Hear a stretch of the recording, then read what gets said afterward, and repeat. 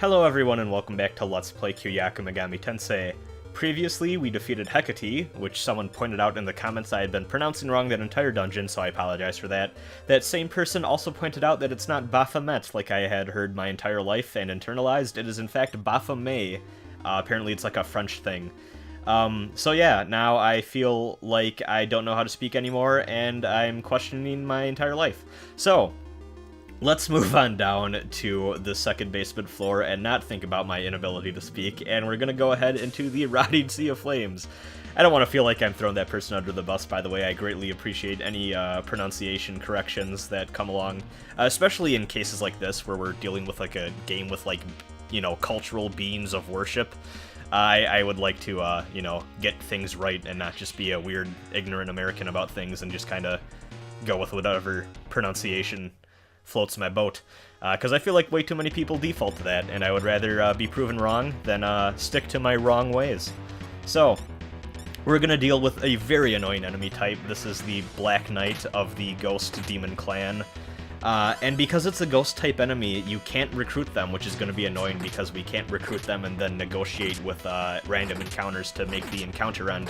We're going to have to fight them every single time we face them, and that's annoying because, as you can see, they come in really large groups like this. They have a lot of health. They are weak to light elemental damage, which you may have noticed, but you can't always use your light elemental attacks or you're just going to burn through your MP. So you maybe want to use Mahanman once or twice per encounter and then just auto-battle out the rest. Luckily, they don't deal the most amount of damage that you're going to run into around here, but that is kind of exacerbated by the fact that they come in really large packs like this, so I feel like that's a really recurring theme with the annoying enemy types in this game.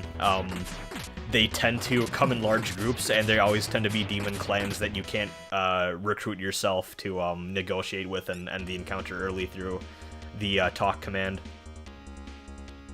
This NPC is very important, and also I'm pretty sure that's the first time since like the beginning of the game that Izanami's name has been dropped, which is kind of funny if you consider the source material, because Izanami is super important. It's almost like the game is named after her or something. But yeah, you may have noticed that in this dungeon, the Rotting Sea of Flames, to repeat that, because I don't know if I actually referenced the dungeon title yet, or just, I think it's also called on the map, just the Sea of Flames, to keep it short. Yeah, every single time you take a step in this dungeon, you lose 1 HP for all of your active party members out, which is not great. That, you know, it may not seem like much at first, but it really builds up over time, and then, of course, to heal up, you're going to be using a lot more of your MP resources. I remember someone did leave a comment a little bit ago asking why I wasn't using more, like, offensive magic in this game, and honestly, in most cases, it's not really worth using your MP for that, because MP is so limited, and more often than not, you're going to want to save your MP for, like healing status effects or healing your HP, which is something I guess I had never really thought of in this game from like a critical analysis perspective. But like, yeah, there's like offensive magic in this game is kind of weak overall. It feels, which is a shame. Obviously, there's a lot of dark aligned demons that are weak to light attacks, and also there's a few demon types that are really weak to fire attacks too. But it never seems like there's enough demons that are weak to magic and like specific elements in any given area to make it like a reliable thing. And like I said, you just don't ever have enough MP to work with. Maybe if this game had more like ways to heal up your MP, like if you had like dedicated items that were more common to healing MP. But this game is also really stingy with consumable items, so yeah, kind of a weird ecosystem going on with the MP in this game, especially compared to the later Mega 10 games that y'all might be used to. And also, Jesus Christ, look at these prices on these pieces of equipment. These are expensive. So we're actually gonna be foregoing a lot of the equipment in this area. I actually don't know if I even buy anything here. I guess we'll find out in the upcoming episodes if I ever stop back here to grind up for new equipment. But I recommend that you maybe just go through with the stuff you picked up in Mazurka, because honestly you can get by with it. A lot of people think this is the worst dungeon in the game, and I totally get why. I especially think if you're going in blind on a first playthrough, I can definitely see people having a bad time here. I don't know, I still think Mazurka Corridor is worse just because of how long it is, like, just geographically. But sometimes I feel like I'm in the minority, because a lot of people just hate this area with a passion. With a burning passion, haha. Jokes. This is an Orthus. There's nothing really important to talk about, I just showed it off because that's how I do these LPs. So yeah, what my suggestion is for this area, we actually skipped a little bit of this area, because what you can do is you can actually just keep taking the staircase down from that second Mazurka town that we were in, and that rhymed. Once again, I'm continuing my Dr. Seuss trend. And you can go through a little bit. It almost actually reminds me of like another little mini like part of Mazurka, but instead it's the Sea of Flames, so of course you're taking damage every step. And it's like a little short couple of mazes before you get into the major big floor, which is this second basement floor here. Yeah, this part of the dungeon is just really weirdly mapped out, where there's like a little short introduction part like that you can go through from Mazurka. Then there's this huge basement floor, and then there's another huge basement floor. So like you kind of have like this really closed off and linear tiny like entrance part, and then it just opens the fuck up once you hit this second basement floor. Really interesting design compared to the rest of the dungeons in the game, in my opinion. I want to go back to talking about Baphomet for a second, because it just reminded me that that whole time I played a Dungeons & Dragons campaign with a warlock that had a demonic pact with Baphomet. I was pronouncing it wrong the whole time, and now I feel like a fool. But yeah, that was a good D&D campaign. It is definitely the longest one that I participated in as a player. Usually I'm on the DM side of things. And it had a very good character moment where my character realized that he did not want to be part of a demonic pact anymore, and he killed Baphomet and started to go on like the path of redemption and was going to become a cleric. And then as soon as he realized that he could become a cleric of necromancy, he decided to double down on being kind of a jerk and did that instead. It was a very fun time. We had a lot of fun that campaign. But anyways, enough of my self-indulgent D&D campaign talk. Back to the game. We are still walking through the Sea of Flames and taking fire damage with every passing step. Yeah, like honestly, my advice is really just to beeline it to Izanami. If you're the type of player who doesn't give a fuck about playing blind, and you just want to, you know, if you don't mind using maps, and if you don't mind just going from objective to objective, and you don't really care for the exploration part, you're gonna want to get to Izanami as fast as you can. Because I really do feel like that is what a lot of players refer to when they're frustrated with this area, is they get lost. And like I said, there's a lot of annoying enemy types. There's also an enemy type which we'll run into eventually that can also level you down in this area as well. So I understand, like, people get lost, they don't know what where to go, what's going on, they're taking damage every step, and it becomes a slog to go through. But once you know this area, it's really not too hard to kind of get a sense for where you need to go, even if you're not using the map, and kind of what your objective is, I guess. This giant enemy I want to point out because, weirdly enough, this giant enemy is going to be in every area of the game going forward. It's not exclusive to just the Sea of Flames, which is a little funny. Actually, not a bad enemy type for fusing other demons with. That's actually something that you're going to notice a lot with the Jirei clan demons, because they're always very, they're very common to find and fairly easy to recruit. And they just make for really good fusion fodder. The other Jirei-type demons that you may remember from this playthrough are Vi, which was that weird thing that was like sticking its tongue out in the city of Bien, and of course our favorite demon ever, Fungus.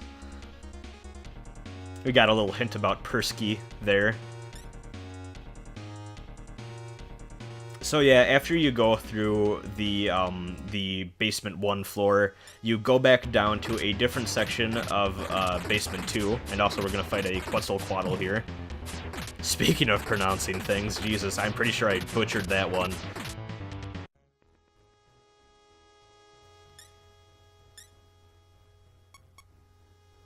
Gonna level up Nakajima's strength there.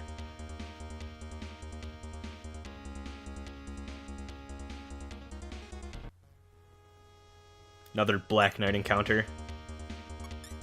We maxed out our Magnetite, which is pretty impressive considering that we have 4 demons summoned at once here. So, I get that something's written on the wall, but isn't the wall just fire? This is very impressive.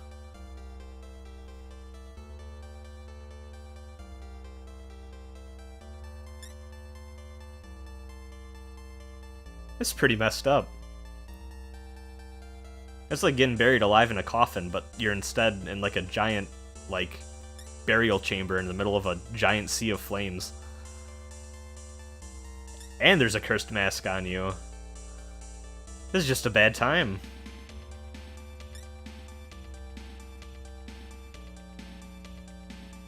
So in fact, those orbs do have a use other than making elevators work.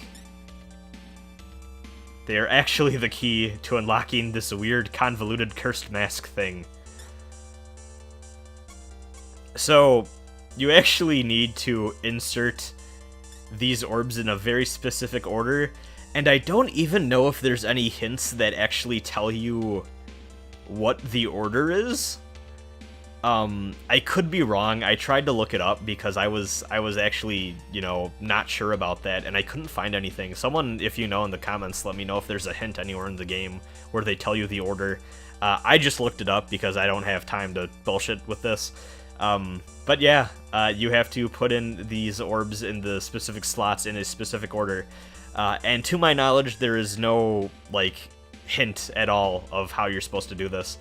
You probably noticed the very long pause, and that was me double and triple checking just to make sure I was not going to fuck this up and be expelled from the room. Because I'm pretty sure not only are you expelled from the room, I'm pretty sure you also take damage, which isn't fun, but I could be wrong.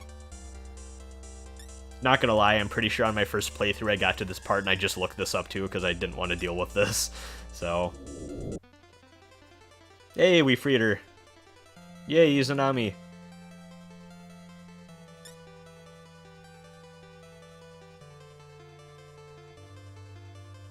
We really were the New Testament goddess reincarnation.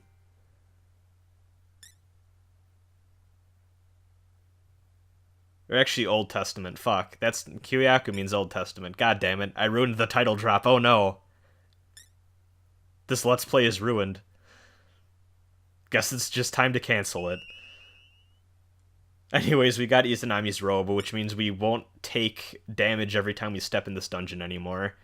And because we picked up the silk thread in our climb up the first part of Mazurka, we are going to be able to give this to Izanami so that it can be used later, sometime not in this game.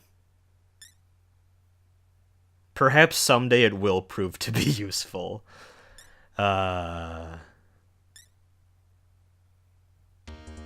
Anyways, so yeah, we just made this dungeon 10 times more tolerable.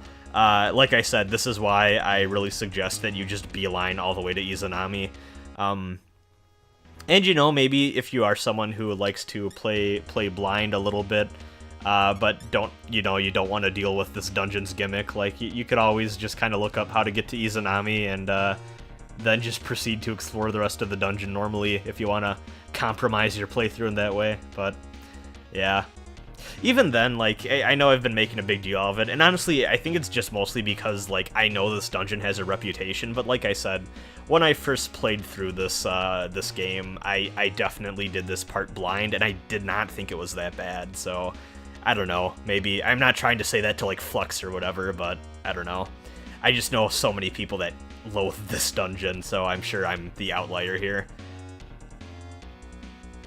Though, like I said, I did admittedly use a guide just to look up the proper orb placement on those maps, because that's just it's just not an interesting puzzle, and I didn't feel like dealing with it. So, no shame in that, honestly. Especially with these older games, like, I mostly like to play through them without using, like, guides or hints or anything like that, but, like, I really don't fault anyone who, like, doesn't want to play through like that. I know some people get really elitist and kind of shitty about that, and I never understand that. Like, I think people need to keep in mind that these games were, like, explicitly made in most cases to, like, be as padded and kind of bullshit as possible to, like, basically get your money's worth, like, in the same way that games are bloated now to justify their price, and be like, hey, look at all the content you can do in our 100-hour open world game. A lot of these games are made really obtuse and long-winded, and just kind of difficult to begin with, because it was a way to mask the fact that they're actually, deep down on a surface level, there is not a lot of content here, so doing stuff like that that pads out the gameplay and makes things more challenging than they probably need to be, is a way to kind of justify the priciness of these games when they were out new, because, you know, if you add enough bullshit to your RPG, it's gonna take you a lot longer to complete than it probably would otherwise, so kind of interesting how things like that parallel from old games to modern games like this. Though also, too, I will admit that there's a lot of old difficulty type stuff from old games that I kind of missed from a lot of modern games, though I think that has swung back around in a lot of ways, especially in the indie game scene. I feel like a lot of games have really done a great job at bringing back a lot of, I guess not just bringing back, like, old school, like, difficulty design and stuff like that, but also making it in a way that it's less bullshit and more like of an actual real, like, fair challenge, and not just something that is just, like, flatly out to kill you in a way that's, like, kind of poorly designed. Yeah. I don't know. I really like difficult games, and I really like the challenge that difficult games afford me, but also I often struggle with the very elitist and gatekeepy culture that comes with a lot of difficult games, Megami Tensei actually being one of them. I really feel like these games have a lot to offer to a lot of different people, and I think that the fact that a lot of people like to use them in this weird, like, Dark Soulsian way of being like, oh, they're so fucking hard compared to, like, Final Fantasy and shit like that, I think does more harm than good in the long term. And I think that a lot of people get scared away from these games when they'd probably enjoy them if they actually gave them a try and, you know, didn't get pushed away from shitty fanbase people. But what are you gonna do? There's always gonna be assholes out there. But as you can see, back to talking about the actual game, we recruited 2 new demons. We got a Basilisk there and a Laki again. And we're gonna do some fusions. Well, first we're gonna see what options we have available. We could fuse a Yaksha, though actually I think that might be too high of a level. Yeah. Just wanted to see what that would result in. Get rid of the Stonka, and that's also a Yaksha. A lot of Yaksha going on.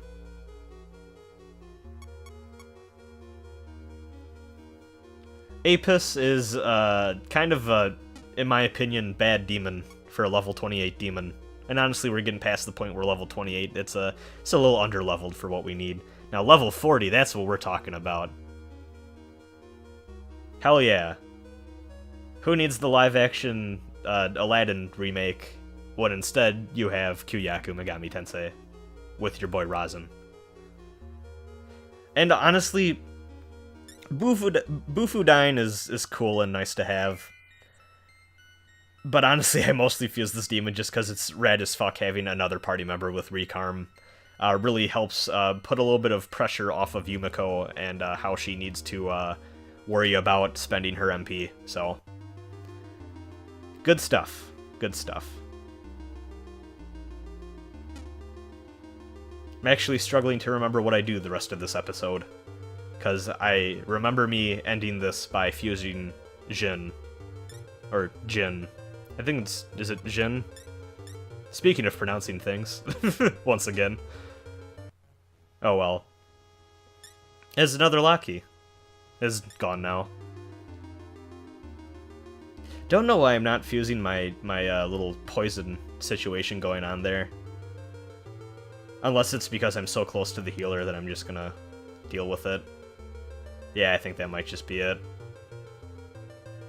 There's a nice good look at the current town for those of you who need that for whatever reason.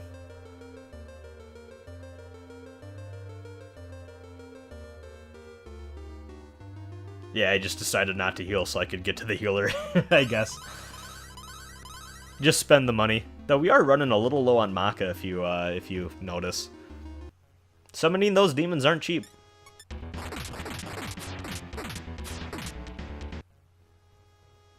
Oh, now I remember what we're doing here. So we're actually going to go into this room, and this has a goddess statue, which I do not remember if we have shown off yet, but basically it acts like the hypnotist from the entrance to the Valhalla Corridor. It just takes you back to a specific location, and sure enough, it takes you back here to this room in the Sky City of Bien. And there's a siren.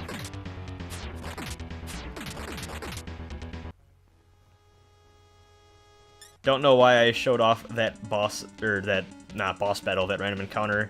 Maybe I left that in just to show how much damage we do to enemies in this area now that we're a little more powerful and have better equipment. Who knows? Maybe I just forgot it. But this is what the real star of the show is this episode, once again. We're gonna need to ask our friend to tag along once more so that we can kick some ass and take some name.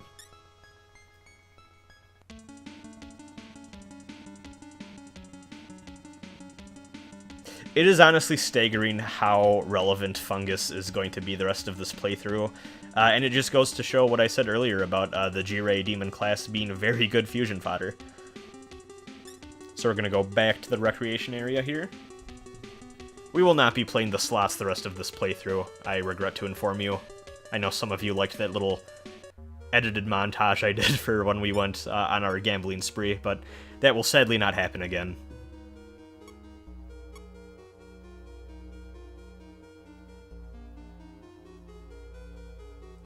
Now that's what I call a demon. Susanoo has always been one of my favorite demons in these games. Ever since I played Persona 3 and got addicted to these goddamn games, I've always really had a soft spot for Susanoo. So we're actually going to fuse this demon in part because it has Tetraja, which is a very useful skill. I don't know if I've ever really explained what that does, because I feel like we may have had another demon that had it, but I just never brought up what it did. Basically, it's a spiritual barrier spell that will block certain types of attacks. I actually don't know how long it lasts for. I think it might be until it hits with a attack, though it could also maybe just be a few turns. I don't know off the top of my head. But basically, it blocks two types of attacks. The first being those level down spells that some enemies have been, you know, accosting us with. And the other type, I actually don't know if we've seen yet this playthrough, but some enemies in the game can curse you and cause a party member to instantly die. It has a low chance of hitting to begin with. Actually, both of the spells do, both the level down curse and the instant death curse. But either way, neither of them are very fun to get hit by. So Tetraja just basically blocks any of those curses from hitting outright, so it's a nice thing to have on hand. And we're going to be recruiting another Basilisk. These things are also very good fusion fodder. But as you can see, we are really running low on Maka there. But yeah, that's about gonna do it. We're gonna heal up here and just about call it for this episode of Let's Play Kyuuyaku Megami Tensei. Have a good night. See you next time.